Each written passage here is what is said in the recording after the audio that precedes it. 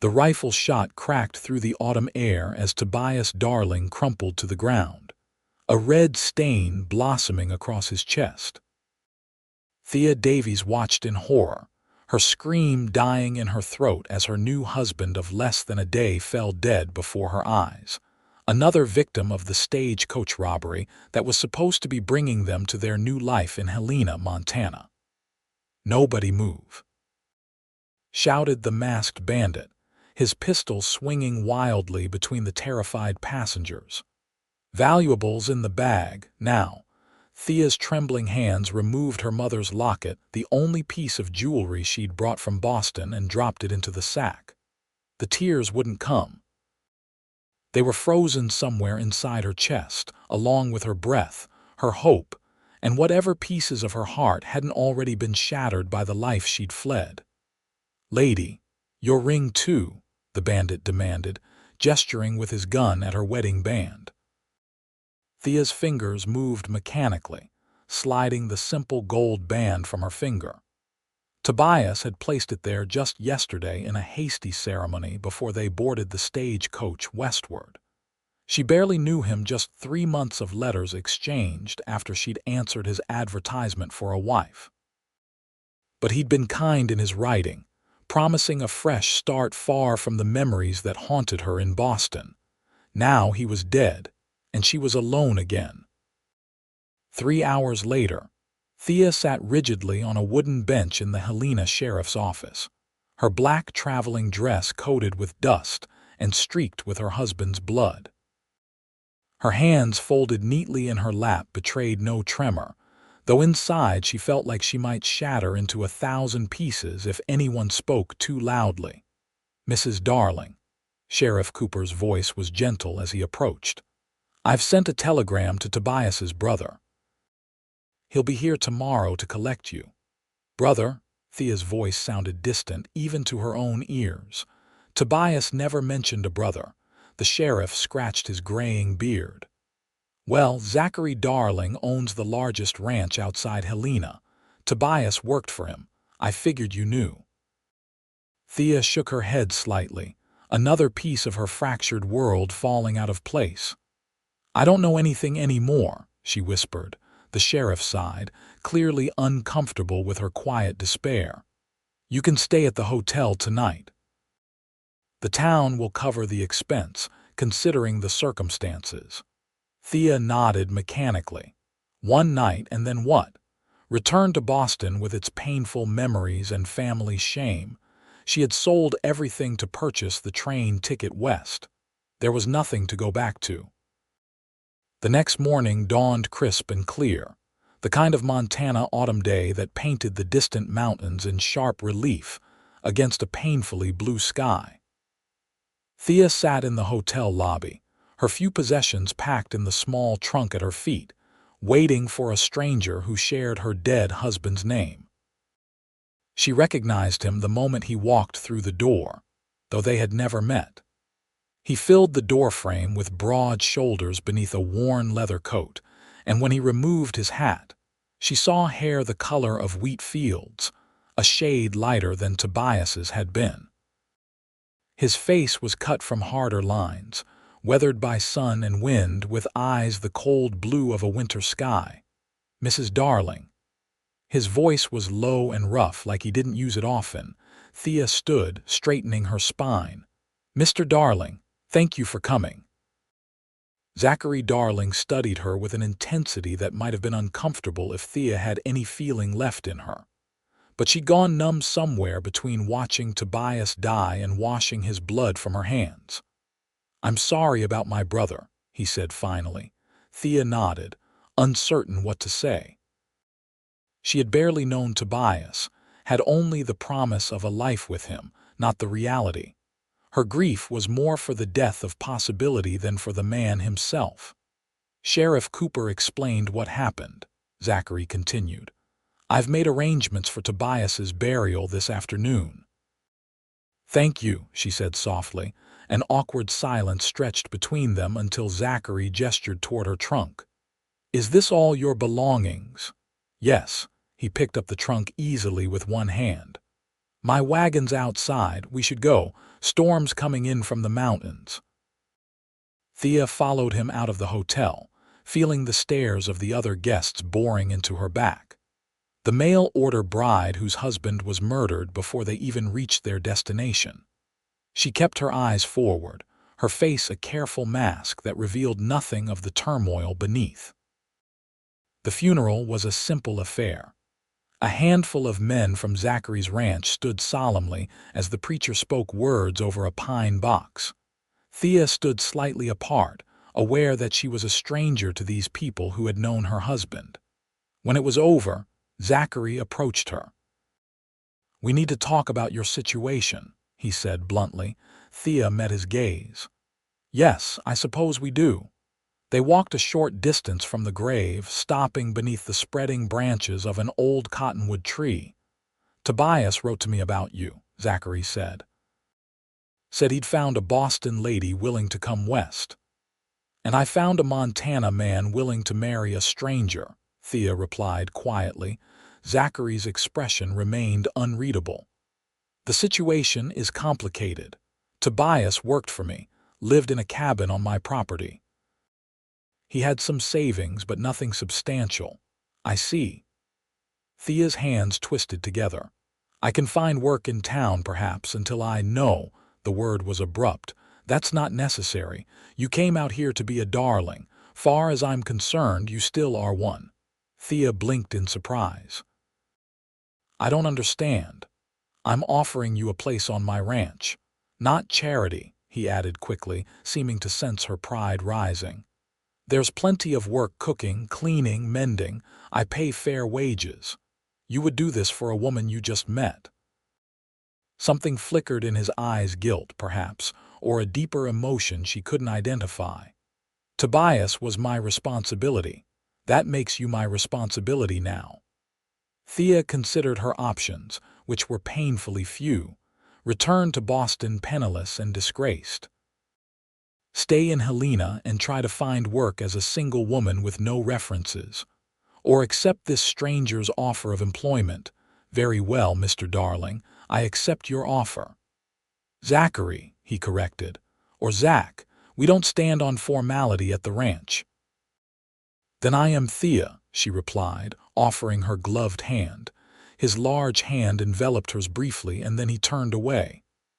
"Wagons this way. We've got a long ride ahead." The Darling Ranch sprawled across a valley 20 miles outside Helena, nestled against foothills that rose toward the distant mountains. As the wagon crested a rise, Thea caught her first glimpse of her new home, a large 2-story house built of sturdy logs, several outbuildings, corrals filled with horses, and in the distance, herds of cattle grazing on the autumn gold grass. "It's beautiful," she said softly, breaking the silence that had stretched between them for most of the journey.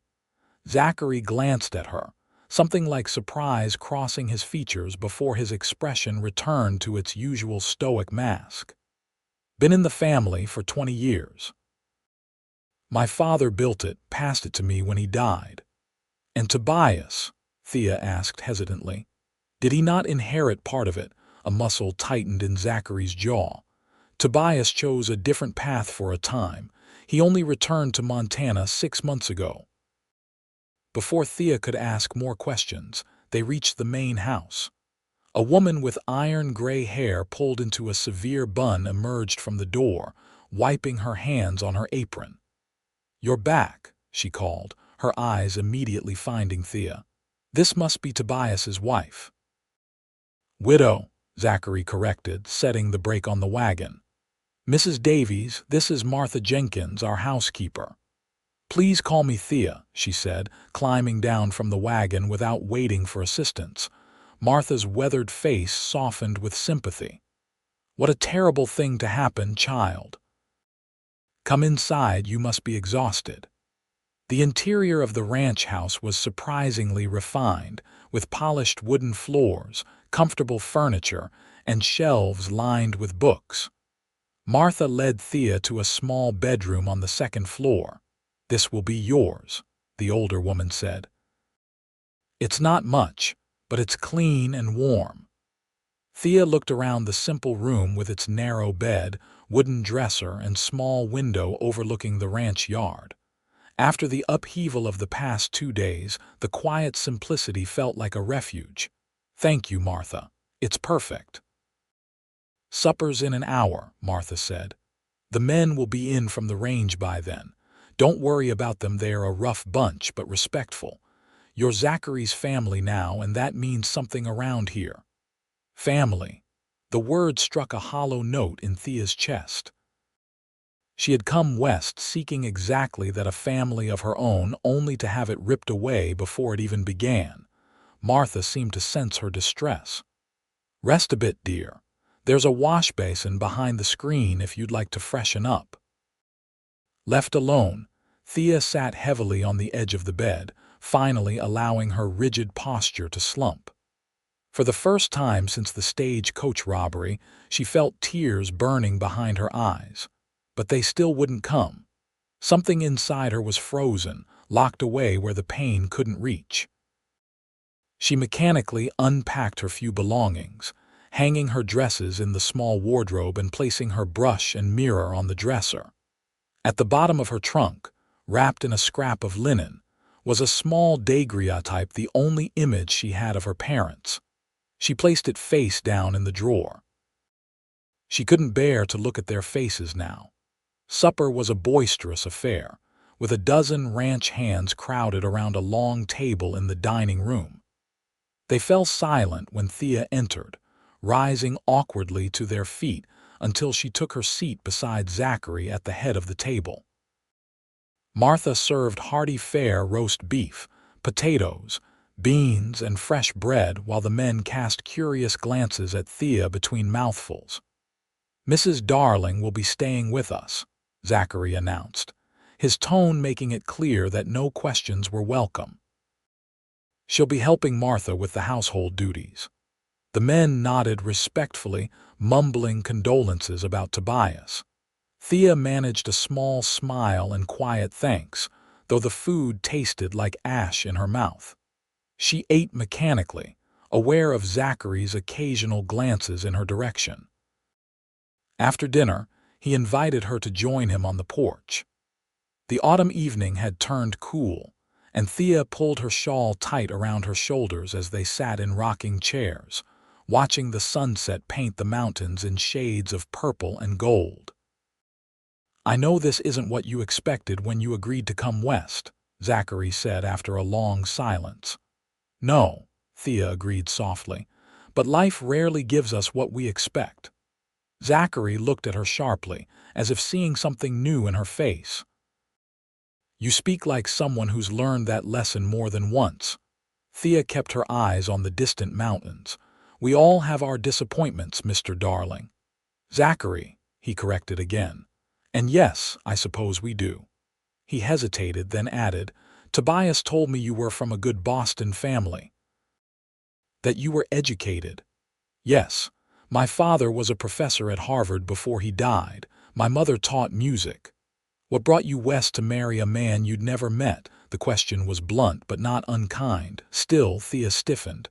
"That's rather personal." "We're family now," Zachary reminded her. "Of a sort, anyway."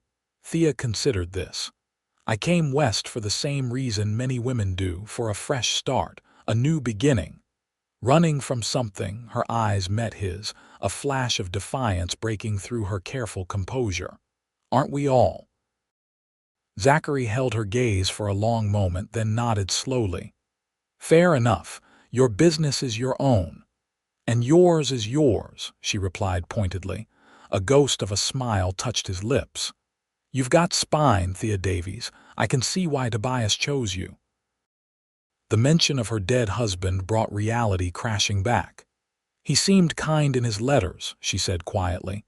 "He wrote about building a life together, children someday." "He was kind," Zachary agreed. "Too kind sometimes. It got him into trouble more than once." "What kind of trouble?" Zachary stood abruptly. "It's getting cold. You should go in." Thea recognized the dismissal but chose to ignore it. "Mr. Darling, Zachary, I understand you feel responsible for me because of your brother, but I need to know what I've stepped into, who Tobias really was, what this place is." He studied her for a long moment, his expression unreadable in the gathering dusk. "This place is exactly what it appears to be, a cattle ranch. As for Tobias," he sighed, "my brother had dreams bigger than his abilities. He left Montana at 18 to seek his fortune. Spent 10 years drifting, getting in and out of schemes and scrapes. Came back 6 months ago, broke and looking for work. And you took him in. He was my brother." Thea nodded, understanding that simple statement contained volumes. "Thank you for telling me." "Get some rest," Zachary said, his tone gentler now. "Tomorrow we'll come early on a ranch." That night, alone in her narrow bed, Thea finally allowed the tears to come. She wept not just for Tobias, the husband she barely knew, but for herself, for the naive young woman who had believed she could outrun her past by fleeing across a continent. For the child she had once been, safe in her parents' Boston home before tragedy struck. For the woman she had become, hardened by loss and scandal, yet still foolish enough to hope for happiness. When morning came, she rose with swollen eyes but a stronger resolve. If this ranch was to be her home now, she would earn her place in it. She dressed in her plainest dress, pinned her dark hair severely at the nape of her neck, and went downstairs to help Martha prepare breakfast for the ranch hands. The older woman eyed her appraisingly. "You look like you've made a decision." "I have," Thea confirmed, rolling up her sleeves. "I intend to be useful." Martha nodded approvingly. "Good. Feeling sorry for yourself never buttered any biscuits." She handed Thea an apron. "Can you cook?" "Some basics. I'm a quick learner." "Then learn this. Men who work hard deserve good food, and plenty of it." For the next week, Thea threw herself into ranch life, rising before dawn to help Martha with breakfast, spending her days learning to manage the substantial household, everything from preserving the last of the garden's harvest to darning socks for the ranch hands. The physical labor was exhausting, but it kept her mind occupied, preventing her from dwelling on her circumstances. She saw little of Zachary during the daylight hours. He left before sunrise to work with the men and often returned after dark, taking a late supper in his study. But she felt his presence throughout the ranch in the way the men straightened when he approached, in the quiet efficiency with which the operation ran, in the respect everyone showed him. On the 7th day, Thea was hanging laundry in the yard when she noticed a commotion near the corral. A magnificent black stallion was rearing and bucking as 2 ranch hands tried to hold him steady. Zachary stood nearby, his expression tight with concern. Without thinking, Thea approached, drawn by the horse's distress. "Mrs. Darling, stay back," called one of the hands. "This one's wild as they come." But Thea kept walking, stopping a safe distance from the corral fence. "What's wrong with him?" Zachary turned, surprise flickering across his face at her presence. "Stepped on something in the south pasture. Cut his hoof, and now he won't let anyone near it to treat it." Thea studied the horse, noting the way he favored his left front leg, the fear and pain in his rolling eyes. "Have you tried speaking to him gently? He's frightened." One of the hands snorted. "Begging your pardon, madam, but Diablo here doesn't respond to sweet talk. He's mean through and through." "No animal is born mean," Thea said quietly. "They learn fear, and fear makes them dangerous." Zachary looked at her with new interest. "You know horses?" "My grandfather raised them in Massachusetts. I spent summers with him as a child." She hesitated, then added, "May I try?" The ranch hands exchanged skeptical glances, but Zachary nodded slowly. "Be careful. He's strong enough to kill a man with one kick." Thea approached the corral fence, speaking in a low, steady voice. "Hello, beautiful. What a magnificent creature you are." The stallion's ears flicked toward her, his wild eyes fixing on her face. You're hurt and frightened, aren't you? No one's going to hurt you more, I promise." Slowly, she opened the gate and stepped into the corral. The ranch hands tensed, but Zachary raised a hand to stop them from interfering.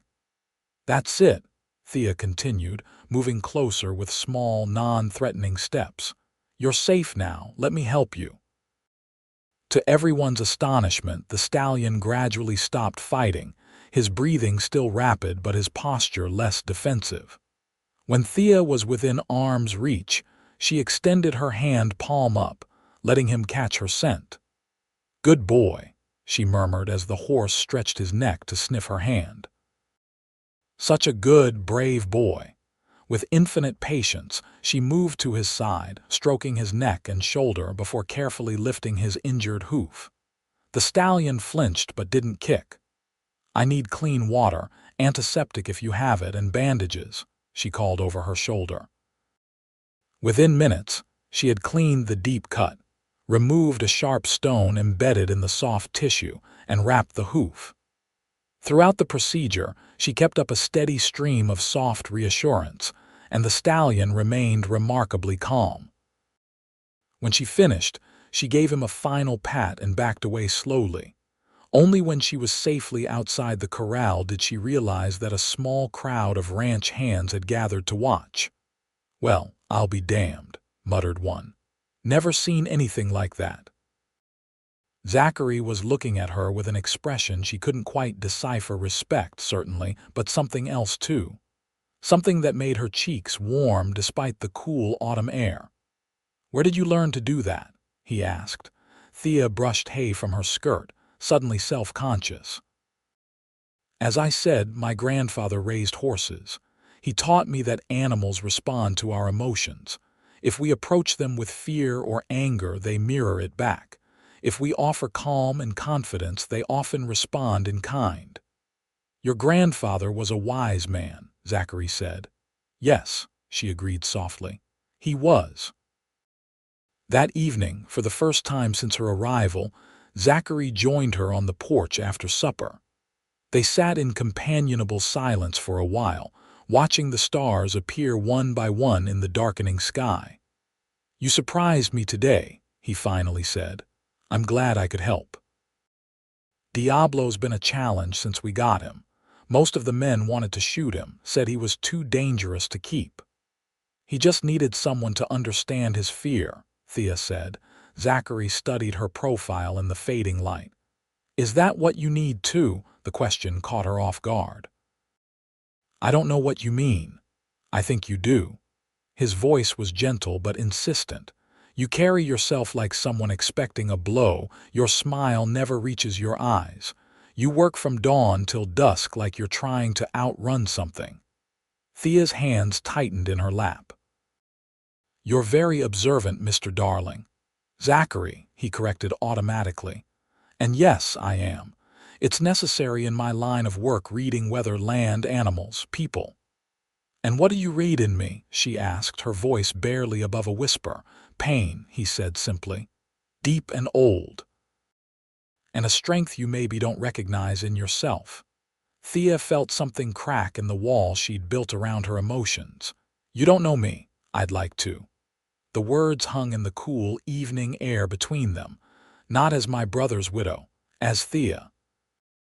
She stood abruptly, unsettled by his perception and the genuine interest in his voice. "It's getting late. I should help Martha with the breakfast preparations for tomorrow." Zachary didn't try to stop her, but his voice followed her to the door. "Whatever you're running from, Thea, it can't follow you here. You're safe on this ranch, I give you my word. Safe." The concept was so foreign that it made her chest ache. She paused, her hand on the door. "Good night, Zachary." "Good night, Thea." As autumn deepened into winter, a routine emerged. Thea worked alongside Martha during the days, gradually taking over more responsibilities as the older woman's arthritis worsened with the cold weather.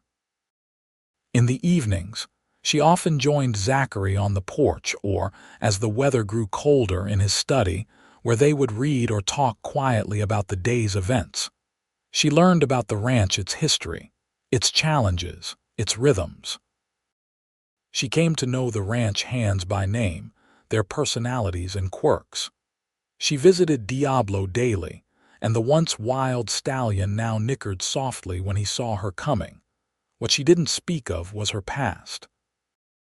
The questions in Zachary's eyes remained unanswered, though she could tell his curiosity grew with each passing day.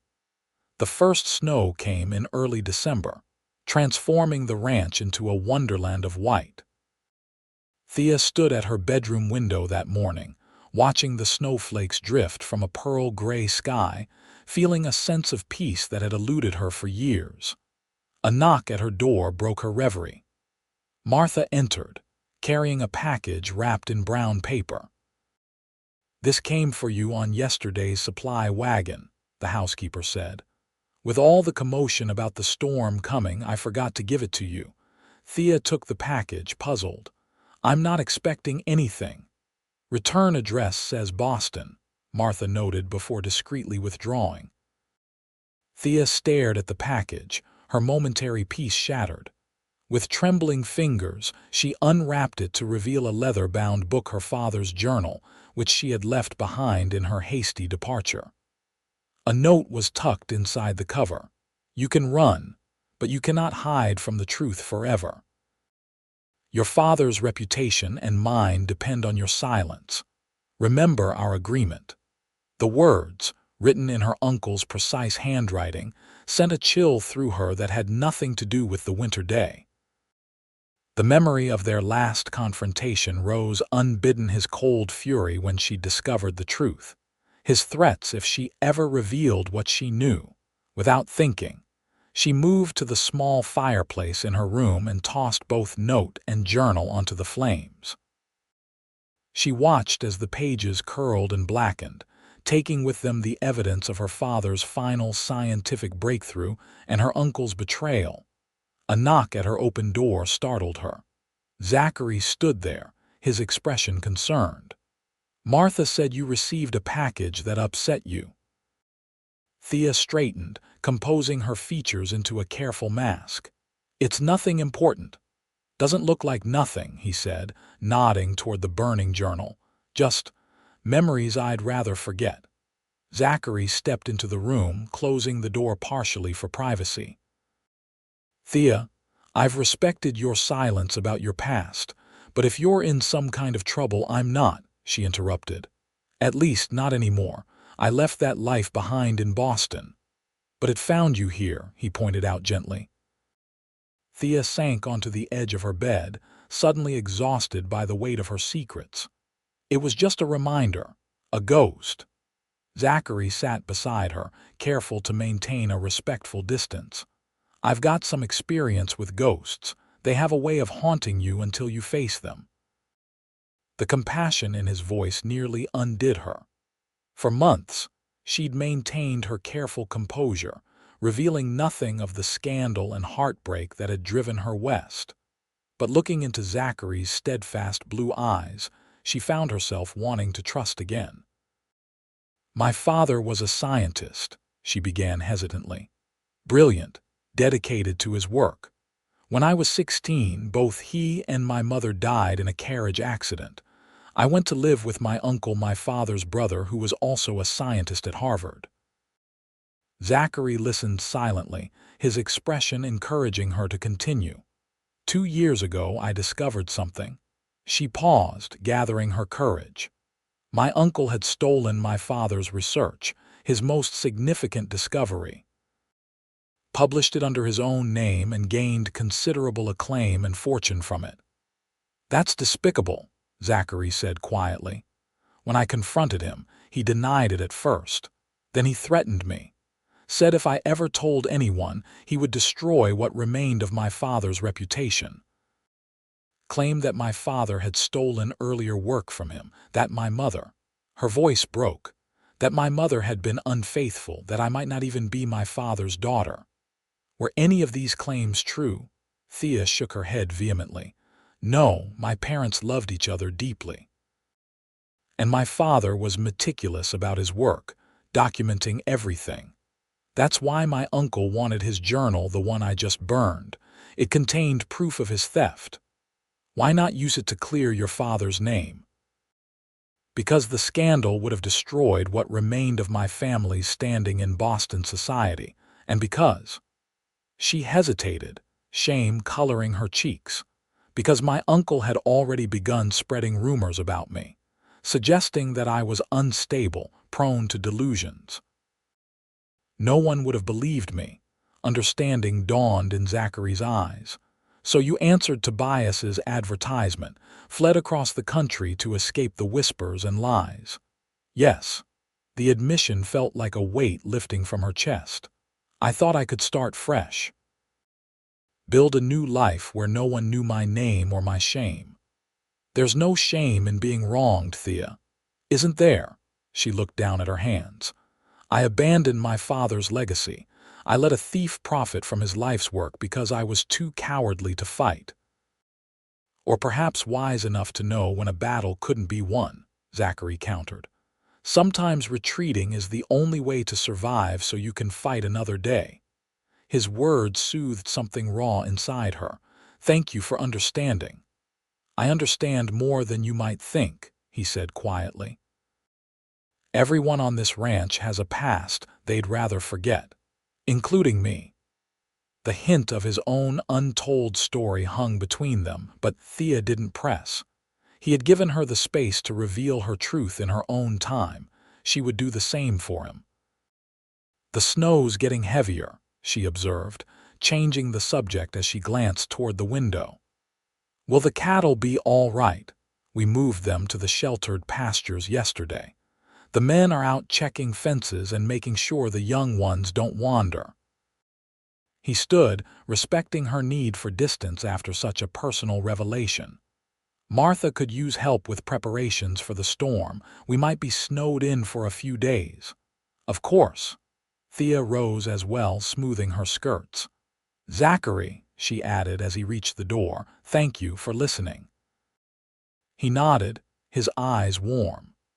Thank you for trusting me.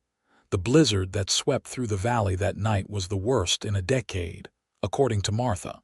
For 3 days, the ranch was isolated by massive snowdrifts, the wind howling around the eaves of the house like a living thing. Confined indoors, the ranch hands played cards in the bunkhouse, while Thea, Martha, and Zachary maintained a comfortable routine in the main house. They cooked hearty meals, read books aloud by the fire, and talked more openly than they ever had before.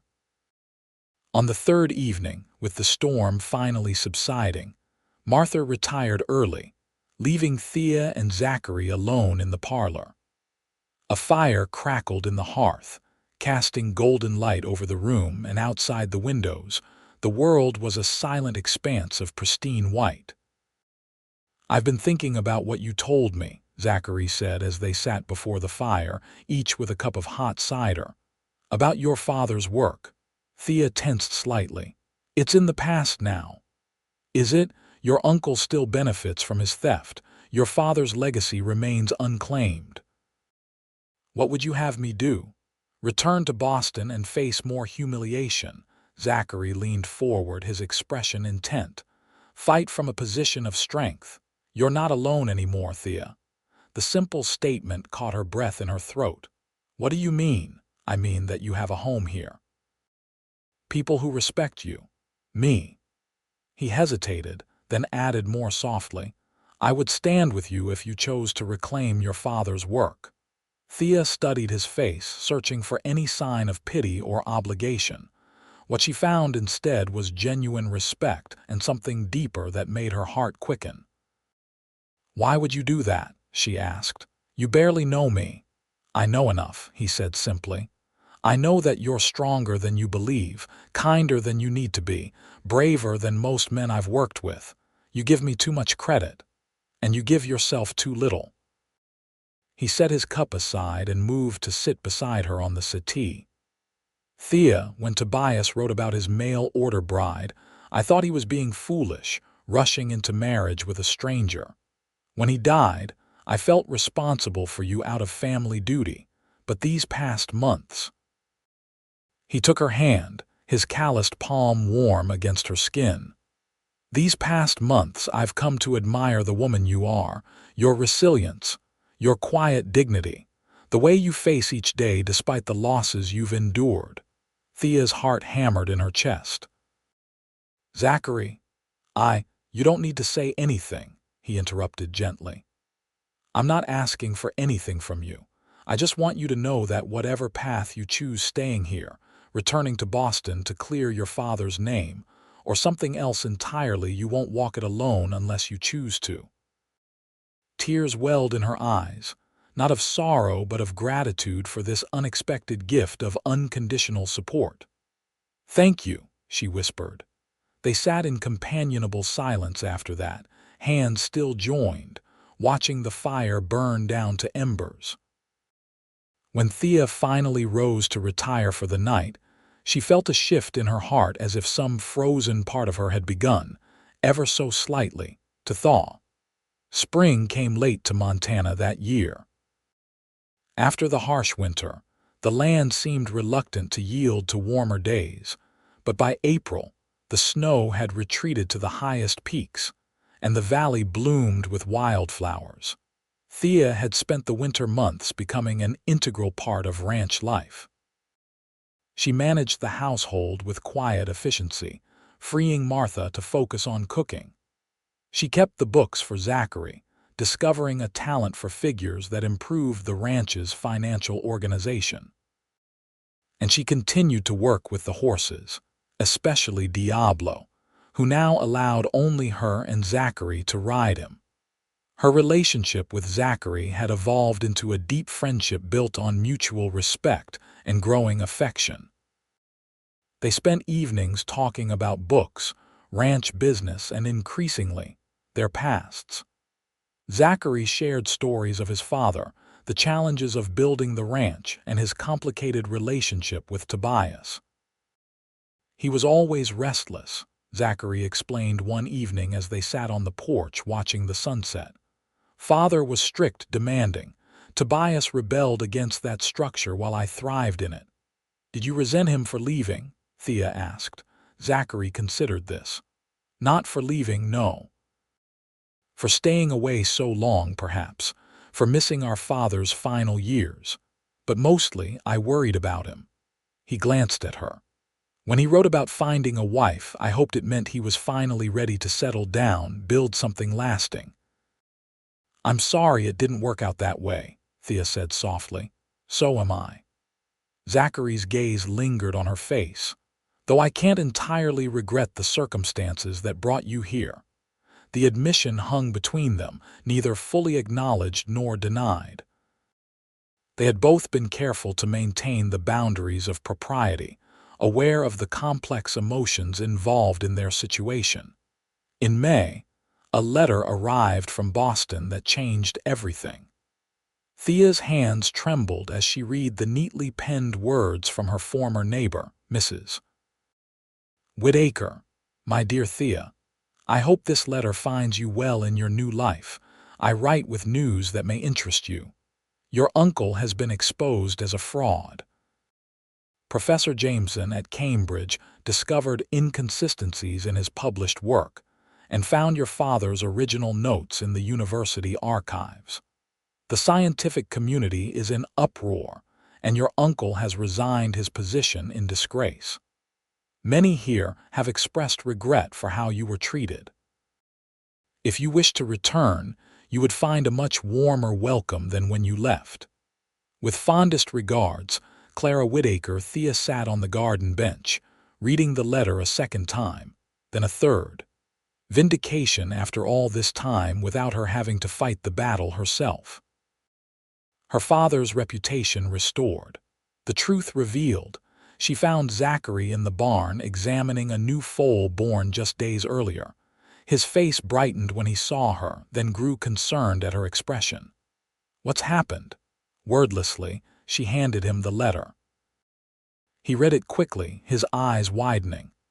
"Thea, this is wonderful news. Your father's work has been recognized." He searched her face.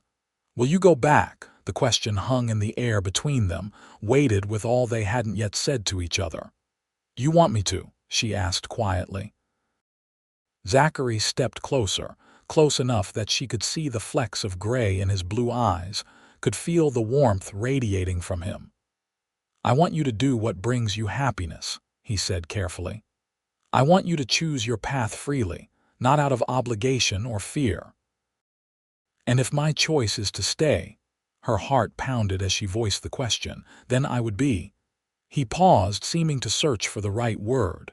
"Grateful, more than grateful." Thea took a deep breath, gathering her courage. "When I came west as Tobias's bride, I was broken inside. Running from pain, from scandal, from a life that had become unbearable. I thought I was coming to a marriage of convenience, a practical arrangement that might, in time, grow into something like contentment." She looked around the barn, then beyond to the ranch yard and the rolling hills beyond. "Instead, I found this place, this life. I found purpose in work that matters. I found respect from people who judged me by my actions, not by rumors or social standing." Her eyes returned to his face. "And I found you, Zachary, a man who offered shelter without expectation, who listened without judgment, who saw strength in me when I had forgotten it existed." "Thea," he began, but she raised a hand to stop him. "Let me finish. For months I've been healing, finding pieces of myself I thought were lost forever, learning to trust again, to hope again." She took another deep breath. "I don't want to return to Boston. My life is here now, on this ranch, with these people." She hesitated, then added softly, "With you, if you want me to stay." The air between them seemed to vibrate with tension and possibility. Zachary reached out slowly, taking her hands in his. "I more than want you to stay," he said, his voice rough with emotion. "I need you to stay. This ranch, this life, it was just existence before you came. You brought something back that I didn't even realize was missing." "What was that?" she whispered. "Heart," he answered simply. "You reminded me that there's more to living than work and duty, that there can be joy in small moments, beauty in everyday things." He released one of her hands to gently touch her cheek. "I've fallen in love with you, Thea Davies. Not as my brother's widow, but as the remarkable woman you are." The words she had both longed for and feared hung in the air between them. For a moment, Thea couldn't speak, overwhelmed by the emotions crashing through her. "I don't know if I deserve such happiness," she finally said, her voice barely audible. "Everyone deserves happiness," Zachary countered, "especially someone who has endured what you have." He drew her closer, his gaze never leaving hers. "I'm not asking for an answer today. Take all the time you need. Just know that whenever you're ready, if you're ever ready, my heart is yours." Thea looked into his eyes and saw the future she'd stopped believing was possible, a life built on mutual respect and genuine love, not convenience or desperation. A chance to build something lasting on this wild, beautiful land. "I don't need time," she said, her voice steadier now. "I know what I want, Zachary. I want this ranch, this life. I want you." The joy that transformed his face was like sunrise breaking over the mountains. Slowly, giving her every chance to step away, he lowered his lips to hers. The kiss was gentle at first, then deepened as Thea responded, her arms sliding around his neck. When they finally parted, both a little breathless, Zachary rested his forehead against hers. "I never expected to find love this way." "Nor I," Thea admitted with a small laugh. "But perhaps the best things in life are the ones we don't plan for." They married in June, beneath the sprawling cottonwood where they had first truly spoken to each other after Tobias's funeral. The ceremony was simple but joyful, attended by everyone from the ranch and several families from neighboring properties. Martha wept openly, claiming allergies when anyone commented on her tears. As Thea spoke her vows, looking into Zachary's steadfast blue eyes, she felt the final pieces of her broken spirit mending. The woman who had arrived in Montana, less than a year ago frightened, traumatized, and desperate, had transformed into someone stronger, someone who could both give and receive love without fear.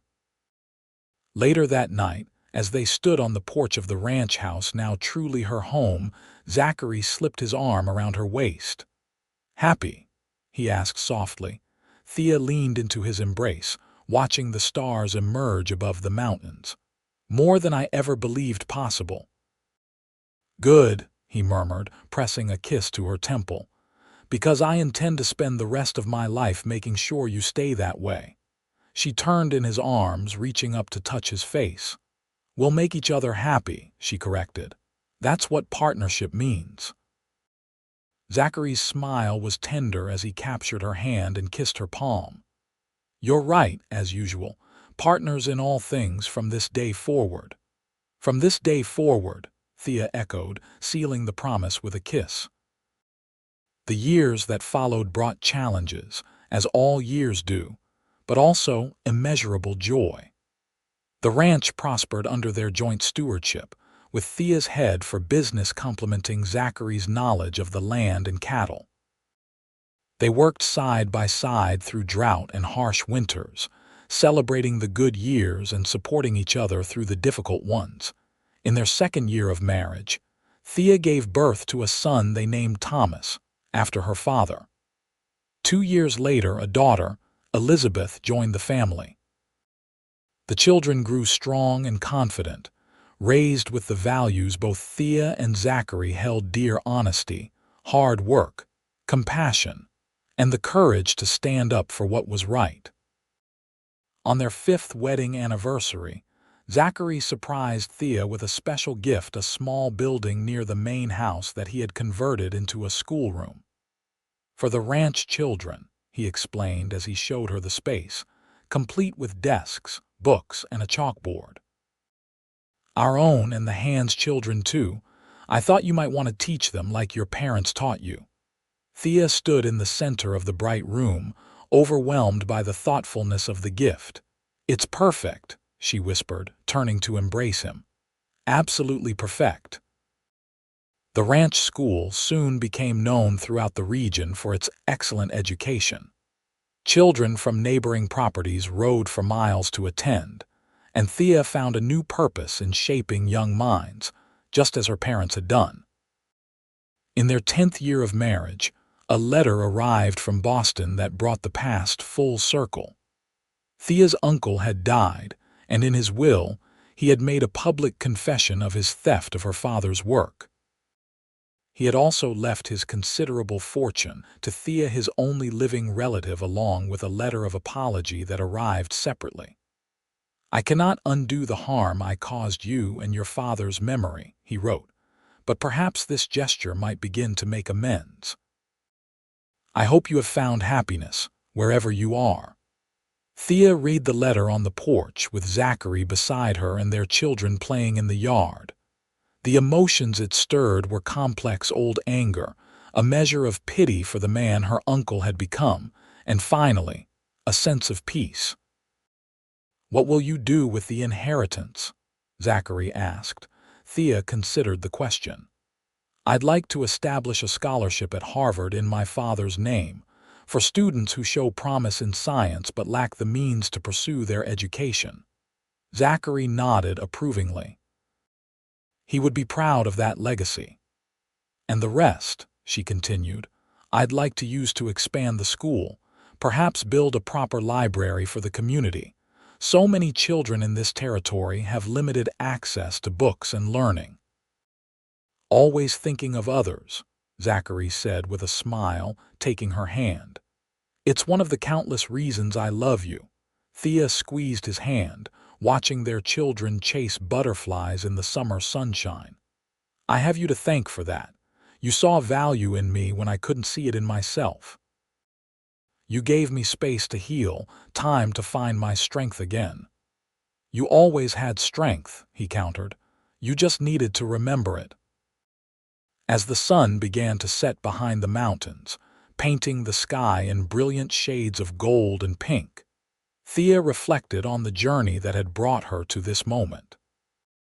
She had arrived in Montana a broken spirit, fleeing from pain and scandal, expecting at best a practical arrangement with a stranger.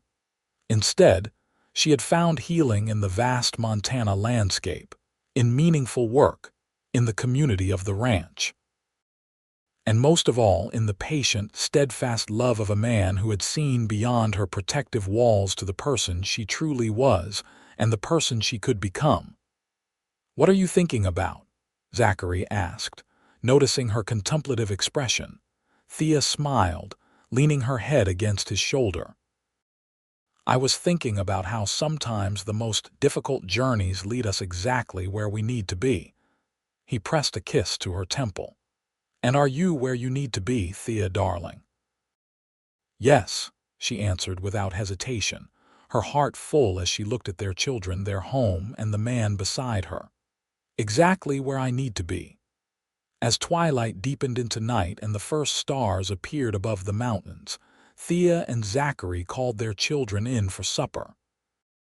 Together, they walked toward the warmly lit house, a family built not from obligation or convenience, but from patience, understanding, and love that had grown stronger with each passing season. For Thea Davies, who had once been a mail-order bride with a broken spirit, the journey west had not ended as she'd expected. It had become instead the beginning of a different story, one of healing, of second chances, and of a happiness far greater than she had ever dared to imagine.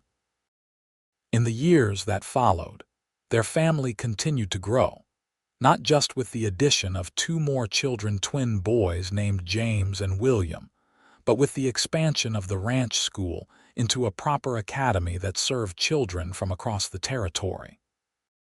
The Darling Ranch prospered, becoming known not just for its fine cattle and horses, but as a place where weary travelers, down on their luck cowboys, and those seeking a fresh start could find honest work and fair treatment. Zachary and Thea made it a point to offer second chances, remembering how their own lives had been transformed by unexpected kindness and patience. On their 20th anniversary, as they stood on the porch watching their grandchildren play in the yard where their own children had once chased butterflies, Zachary wrapped his arm around Thea's waist. "Any regrets?" he asked softly. Thea looked up at him, at the silver now threading through his wheat-colored hair, at the laugh lines around his eyes that had deepened over the years. She thought of their life together, the challenges they'd faced, the joys they'd celebrated, the love that had only grown stronger with each passing year. "Not one," she answered truthfully. "Every step of the journey, even the painful ones, led me here, to you, to our family, to this life we've built together." Zachary's smile held all the tenderness of their years together as he bent to kiss her, a promise renewed daily through 2 decades of marriage. "I love you, Thea Darling," he murmured against her lips, "today and always." "And I love you," she replied, her heart as full in that moment as it had been on their wedding day. "Today and always." As the sun set behind the mountains, painting the sky in the brilliant colors that still took Thea's breath away even after all these years, she offered a silent prayer of gratitude for the unexpected journey that had brought her to this place, this man, this life, a broken spirit healed, a heart made whole again, a love that had grown from the most unlikely of beginnings into something enduring and beautiful. This, Thea knew with absolute certainty, was where she was always meant to be.